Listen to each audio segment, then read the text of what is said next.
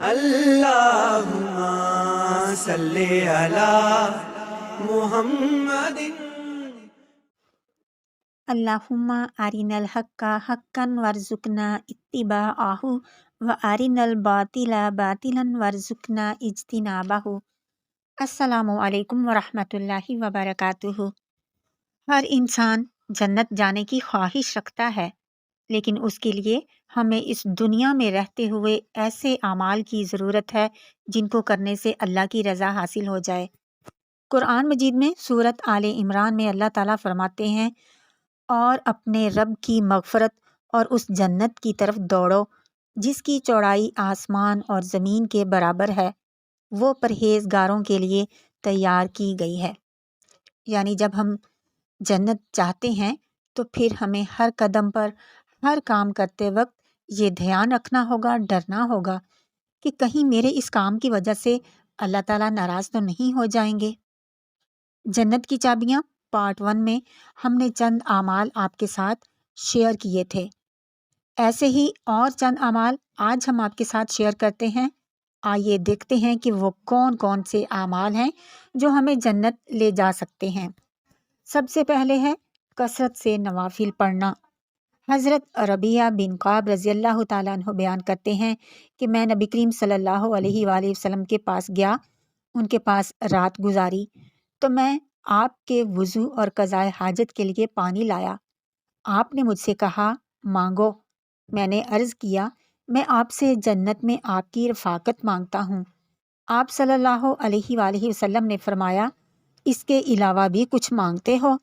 میں نے کہا بس یہی ہے۔ تو آپ صلی اللہ علیہ وآلہ وسلم نے فرمایا پھر کثرت سجود یعنی نوافل کے ذریعے اپنے نفس پر میری مدد کرو۔ یہ صحیح مسلم کی حدیث ہے 489۔ وضو کے بعد کلمہ شہادت پڑھنا۔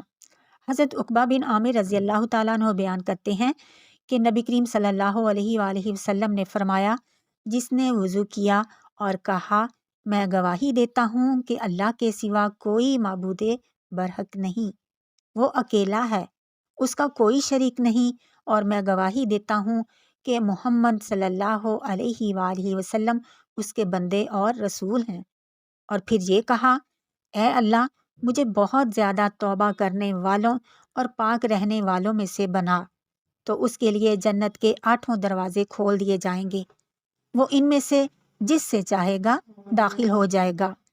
یہ صحیح مسلم کی حدیث ہے 234۔ ہر فرض نماز کے بعد آیت الکرسی پڑھنا۔ حضرت ابو امامہ رضی اللہ تعالیٰ عنہ بیان کرتے ہیں نبی کریم صلی اللہ علیہ وآلہ وسلم نے فرمایا جس نے ہر فرض نماز کے بعد آیت الکرسی پڑھی اسے جنت میں داخل ہونے سے صرف موت نے روک رکھا ہے، یعنی جب وہ فوت ہو جائے گا تو جنت میں داخل ہو جائے گا۔ یہ صحیح حدیث ہے الجامع الصغیر کی 6464۔ اللہ سے ڈر کے رو پڑھنا اور اللہ کی راہ میں پہرا دینا۔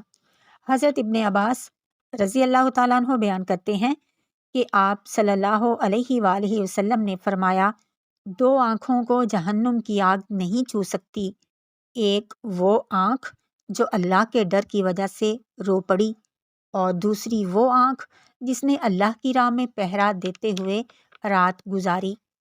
یہ ترمذی کی حدیث ہے، صحیح حدیث 1639۔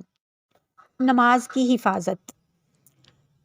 حریث بن قبیصہ رحمہ اللہ تعالیٰ عنہ نے بیان کیا ہے کہ میں مدینہ آیا تو میں نے دعا کی کہ اے اللہ مجھے کوئی نیک ہمنشین میسر فرما۔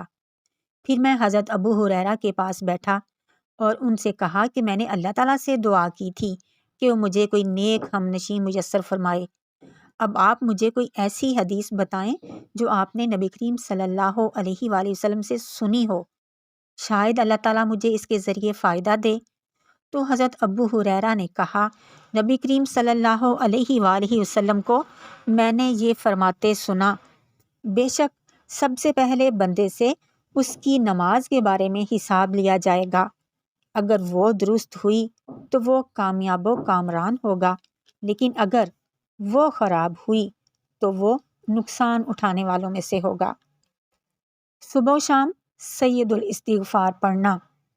حضرت شداد بن اوس رضی اللہ تعالیٰ عنہ بیان کرتے ہیں، نبی کریم صلی اللہ علیہ وآلہ وسلم نے فرمایا، سید الاستغفار یہ ہے، اور جس شخص نے یہ کلمات پورے یقین کے ساتھ صبح کہے اور وہ اس دن شام سے پہلے فوت ہو گیا تو وہ جنتی ہے، اور جس نے یہ کلمات رات کو پورے یقین کے ساتھ کہے اور وہ صبح ہونے سے پہلے فوت ہو گیا تو وہ جنتی ہے۔ یہ صحیح حدیث ہے۔ والدین کی اطاعت اور ان کے ساتھ حسن سلوک۔ حضرت جاہمہ سلمہ رضی اللہ تعالیٰ عنہ بیان کرتے ہیں کہ وہ نبی کریم صلی اللہ علیہ وآلہ وسلم کے پاس آئے اور عرض کیا، اے اللہ کے رسول، میرا جہاد میں شرکت کا ارادہ ہے اور آپ سے مشورہ کرنے آیا ہوں۔ تو آپ نے فرمایا، کیا تیری والدہ موجود ہے؟ اس نے کہا، ہاں۔ آپ صلی اللہ علیہ وآلہ وسلم نے فرمایا، تو اس کی خدمت کو لازم پکڑ، اس لیے کہ جنت اس کے قدموں کے نیچے ہے۔ یہ حسن حدیث ہے، نسائی کی 3104۔ وفات کے وقت کلمہ پڑھنا۔ حضرت معاذ رضی اللہ تعالیٰ عنہ بیان کرتے ہیں، نبی کریم صلی اللہ علیہ وآلہ وسلم نے فرمایا، جس شخص کا دنیا سے رخصت ہوتے وقت آخری کلام لا الہ الا اللہ ہوگا وہ جنت میں داخل ہوگا۔ یہ صحیح حدیث ہے، ابو داؤد کی 3116۔ اللہ تعالیٰ سے دعا ہے کہ اللہ تعالیٰ ہمیں ان تمام اعمال کو کرنے کی توفیق عطا فرمائے جن کے ذریعے ہم جنت کے وارث بن سکیں۔ وما علینا الا البلاغ المبین۔ السلام علیکم ورحمۃ اللہ وبرکاتہ۔